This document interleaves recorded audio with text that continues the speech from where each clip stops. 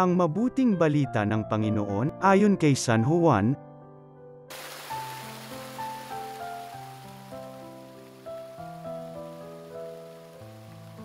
Noong panahong iyon, umalis si Jesus kasama ang kanyang mga alagad.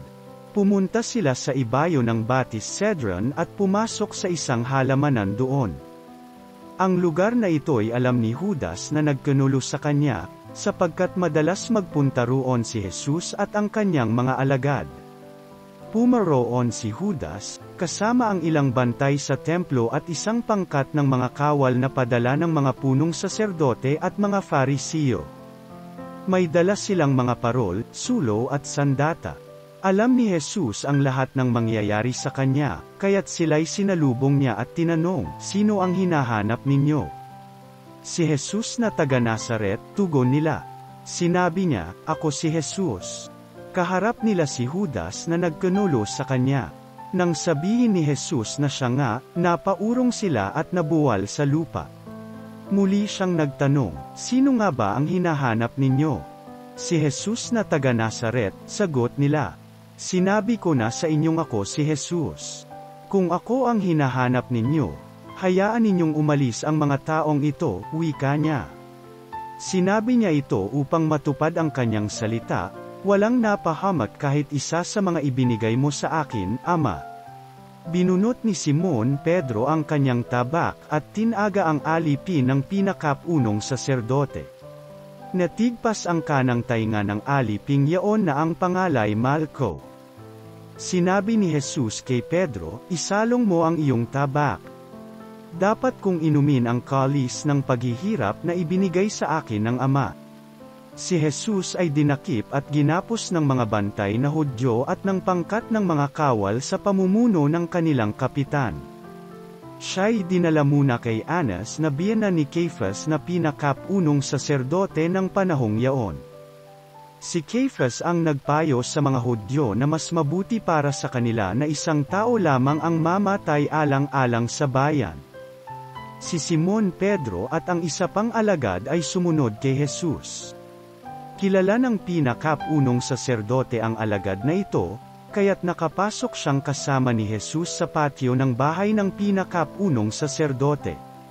Naiwan naman si Pedro sa labas ng pintuan.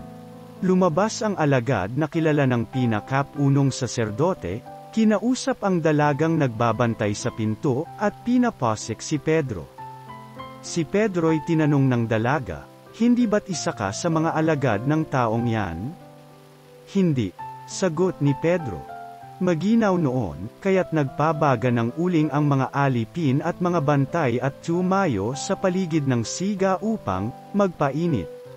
Nakihalo si Pedro at nagpainit din. Si Jesus ay tinanong ng pinakapunong saserdote tungkol sa kanyang mga alagad at sa kanyang itinuturo. Sumagot si Jesus, "Hayagan akong nagsasalita sa madla, lagi akong nagtuturo sa mga sinagoga at sa templo ng mga Hudyo. Wala akong sinabing palihim. Bakit ako ang tinatanong ninyo? Ang tanungin ninyo'y ang mga nakarinig sa akin, alam nila kung ano ang sinabi ko." Pagkasabi nito, siya'y sinampal ng isa sa mga bantay na naroroon. "Bakit mo sinasagot ng ganyan ang pinakapunong saserdote?" tanong niya. Sinagot siya ni Jesus, "Kung nagsalita ako ng masama, patunayan mo. Ngunit kung mabuti ang sinabi ko, bakit mo ako sinampal?" Si Jesus na nagagapos pa noon ay ipinadala ni Anas kay Caiphas, ang pinakapunong saserdote. Samantala, naroon pa rin si Simon Pedro at nagpapainit. Siya'y tinanong nila, "Hindi ba't alagad ka rin ng taong yan?" "Hindi," sagot ni Pedro. Tinanong naman siya ng isa sa mga alipin ng pinakapunong saserdote, kamag-anak ng lalaking tinigpasan niya ng tainga, "Hindi ba ikaw ang nakita kong kasama ni Jesus sa halamanan?"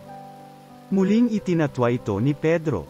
Siya namang pagtilaok ng manok. Mula sa bahay ni Caiphas, si Jesus ay dinala nila sa palasyo ng gobernador. Umaga na noon. Hindi pumasok ang mga Hudyo sa palasyo ng gobernador, upang sila'y huwag maituring na di karapat-dapat kumain ng hapunang Pampaskwa. Kaya't sa labas sila tinanggap ni Pilato at tinanong, "Ano ang sakdal ninyo laban sa taong ito?" Sumagot sila, "Kung hindi po siya gumawa ng masama, hindi namin siya dadalhin sa inyo." Sinabi sa kanila ni Pilato, "Dalhin ninyo siya, at hatulan ayon sa inyong kautusan." Sumagot ang mga Hudyo, "Wala po kaming kapangyarihang humatol ng kamatayan kanino man." Nangyari ito upang matupad ang sinabi ni Jesus tungkol sa paraan ng kanyang pagkamatay. Si Pilato ay pumasok uli sa palasyo at tinawag si Jesus, "Ikaw ba ang hari ng mga Hudyo?" tanong niya. Sumagot si Jesus, "Iyan ba'y galing sa inyong sariling isipan, o may nagsabi sa inyo?" "Ako ba'y Hudyo?" tanong ni Pilato. "Ang mga kababayan mo at ang mga punong saserdote ang nagdala sa iyo rito. Ano ba ang ginawa mo?" Sumagot si Jesus, "Ang kaharian ko'y hindi sa sanlibutan ito. Kung sa sanlibutan ito ang aking kaharian, ipinakipaglaban sana ako ng aking mga tauhan at hindi na ipagkanulo sa mga Hudyo. Ngunit hindi sa sanlibutan ito ang aking kaharian. Kung gayon, isa kang hari," sabi ni Pilato. Sumagot si Jesus, "Kayo na ang nagsasabing ako'y hari. Ito ang dahilan kung bakit ako ipinanganak at naparito sa sanlibutan. Upang magsalita tungkol sa katotohanan. Nakikinig sa aking tinig ang sinumang nasa katotohanan."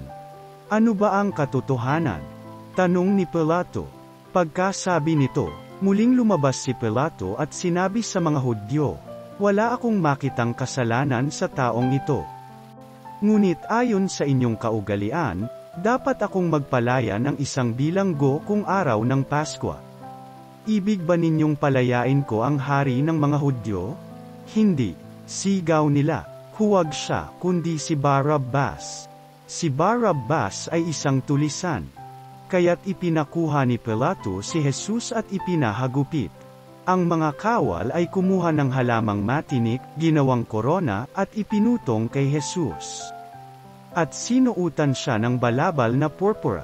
Isa't isa'y lumalapit sa kanya at ang wika, "Mabuhay ang hari ng mga Hudyo."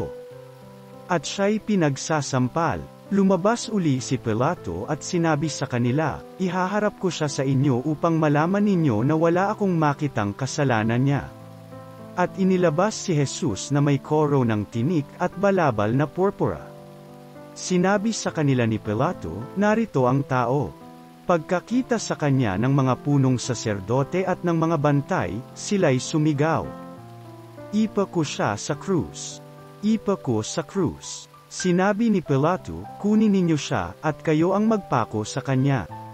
Wala akong makitang kasalanan niya." Sumagot ang mga Hudyo, "Ayon sa aming kautusay nararapat siyang mamatay, sapagkat siya'y nagpapanggap na anak ng Diyos." Lalong natakot si Pilato nang marinig ang mga pananalitang ito. Muli siyang pumasok sa palasyo at tinanong si Jesus, "Taga saan ka ba?" Subalit hindi tumugon si Jesus. "Ayaw mo bang makipag-usap sa akin?" ani Pilato. "Hindi mo ba alam na maaari kitang palayain o ipapako sa krus?" At sumagot si Jesus, "Kaya mo lamang magagawa iyan ay sapagkat ipinagkaloob sa iyo ng Diyos ang kapangyarihang iyan, kaya mas mabigat ang kasalanan ng nagdala sa akin dito." Nang marinig ito ni Pilato, lalo niyang hinangad na palayain si Jesus. Ngunit nagsigawan ang mga tao, "Kapag pinalaya mo ang taong iyan, hindi ka kaibigan ni Cesar. Sino mang nagpapanggap na hari ay kalaban ng Cesar." Pagkarinig ni Pilato sa pangungusap na ito, inilabas niya si Jesus. At siya'y lumatlok sa hukuman, sa dakong tinatawag na ang plataporma, Gabata sa wikang Hebreo. Araw noon ng paghahanda sa Paskwa at mag-iikalabindalawa na ng tanghali. Sinabi ni Pilato sa mga Hudyo, "Narito ang inyong hari." Sumigaw sila, "Patayin siya! Patayin! Ipako sa krus! Ipapako ko ba sa krus ang inyong hari?" tanong ni Pilato. Sumagot ang mga punong saserdote, "Wala kaming hari kundi ang Cesar." Kaya't si Jesus ay ibinigay sa kanila ni Pilato upang ipako sa krus. Kinuha nga nila si Jesus. At lumabas siya na pasan ang kanyang krus, patungo sa lugar na kung tawagi dako ng bungo, Golgotha sa wikang Hebreo. Pagdating doon, siya'y ipinako sa krus, kasama ng dalawa pa, isa sa gawing kanan at isa sa kaliwa. Sumulat si Pilato ng ganitong pangungusap at ipinalagay sa krus. Si Jesus na taga Nazaret, ang hari ng mga Hudyo. Nasusulat ito sa mga wikang Hebreo, Latin, at Griego at marami sa mga Hudyo ang nakabasa nito, sapagkat malapit sa lungsod ang dakong pinagpakuan kay Jesus. Kaya't sinabi ng mga punong saserdote kay Pilato, "Huwag ninyong isulat na hari ng mga Hudyo, kundi, sinabi ng taong ito, ako ang hari ng mga Hudyo." Sumagot si Pilato, "Ang naisulat ko'y naisulat ko na." Nang maepa ko na ng mga kawal si Jesus, kinuha nila ang kanyang kasuotan at pinaghati-hatian ng apat. Kinuha rin nila ang kanyang tunika, ito'y walang tahi at hinabi ng buo mula sa itaas hanggang sa ibaba. Nag-usap-usap ang mga kawal, "Huwag nating punitin ito, magsapalaran na lamang tayo para malaman kung kanino ito mauuwi." Nangyari ito upang matupad ang isinasaad ng kasulatan, "Pinaghati-hatian nila ang aking mga kasuotan, at ang aking damit ay kanilang pinagsapalaran." Gayon nga ang ginawa ng mga kawal. Nakatayo sa tabi ng krus ni Jesus ang kanyang ina at ang kapatid na babae nitong si Maria, na asawa ni Cleopa. Naroon din si Maria Magdalena. Nang makita ni Jesus ang kanyang ina, at ang minamahal niyang alagad sa tabi nito, kanyang sinabi, "Ginang, narito ang iyong anak." At sinabi sa alagad, "Narito ang iyong ina." Mula noon, siya'y pinatira ng alagad na ito sa kanyang bahay. Pagkatapos nito, alam ni Jesus na naganap na ang lahat ng bagay, at bilang katuparan ng kasulatan ay sinabi niya, "Nauuhaw ako." May isang mangkok doon na puno ng maasim na alak. Itinubog nila rito ang isang espongha, inabit sa sanga ng aisopo at idiniit sa kanyang bibig. Nang masipsip ni Jesus ang alak ay kanyang sinabi, "Naganap na." Iniyukayok niya ang kanyang ulo at nalagot ang kanyang hininga.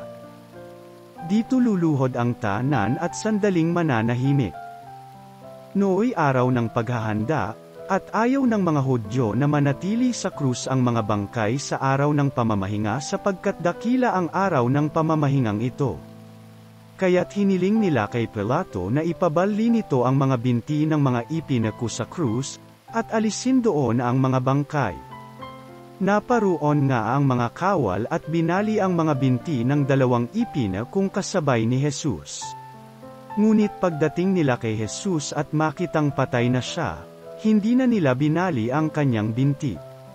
Subalit inuulas ng sibat ng isa sa mga kawal ang tagiliran ni Jesus, at biglang dumaloy ang dugo at tubig. Ang nakakita nito ang nagpapatutuo, tunay ang kanyang patutuo at alam niyang katotohanan ang sinabi niya upang kayo'y maniwala. Nangyari ang mga ito upang matupad ang sinasabi ng kasulatan, "Walang mababali isa man sa kanyang mga buto." At sinabi naman ng ibang bahagi ng kasulatan, pagmamasdan nila ang kanilang inuulas. Pagkatapos nito, si Jose na taga-Arimatea ay nagsadiya kay Pilato upang humingi ng pahintulot na makuha ang bangkay ni Jesus. Si Jose isang alagad ni Jesus, ngunit palihim nga lamang dahil sa takot sa mga Hudyo. At pinahintulutan siya ni Pilato, kaya't kinuha ni Jose ang bangkay ni Jesus. Sumama sa kanya si Nicodemo, may dalang pabango mga 100 libra ng pinaghalong mira at aloe. Siya ang nagsadiya kay Jesus isang gabi. Kinuha nila ang bangkay ni Jesus, at nilagyan ng pabango habang binabalot sa kayong lino, ayon sa kaugalian ng mga Hudyo. Sa pinagpakuan kay Jesus ay may isang halamanan, at dito'y may isang bagong libingang hindi pa napaglilibingan. Yamang nooy araw ng paghahanda ng mga Hudyo, at dahil sa malapit naman ang libingang ito, doon nila inilibing si Jesus. Ang mabuting balita ng Panginoon.